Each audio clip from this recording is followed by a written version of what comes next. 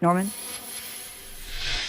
Hi, Vicki. Yeah, you can see the memorial behind me. Students and staff had just come back from fall break, and they were looking forward to Friday night's senior night football game against Silver Creek. Of course, Bryce was one of those players, but instead they had to come back to all of this. They had to really just let this community outpour some love and support and just take care of these kids and the staff as they, of course, remember Bryce Gerlach.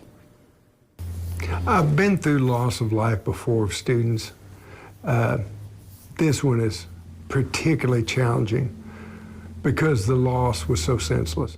Dr. Mark Eastridge, superintendent of the South Harrison Community School Corporation, says while having to see students mourn at Bryce Gerlach's memorial is hard, he says it's encouraging how they're supporting each other by sharing their memories of the senior. Remember when he did this, remember when he did that. And in some instances, the grief turned to smiles.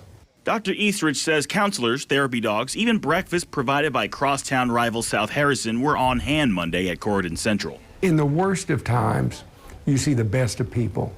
That support includes First Capital Church next door, where Bryce was involved in youth activities. You're not going to find anybody that says anything bad about Bryce.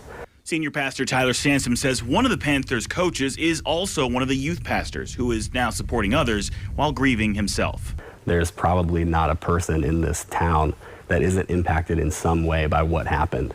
And that is an opportunity for the church to simply do what the church is supposed to do. Beyond Harrison County, Jordan Scholes owns Magnolia Tattoo Company in downtown New Albany, just blocks from the shooting scene. It's heartbreaking, honestly. Somebody has to bury their kid, and all they were trying to do was have fun. His is one of dozens of businesses raising money to help the Gerlach family. 100% of whatever is put in that bucket will go to the family.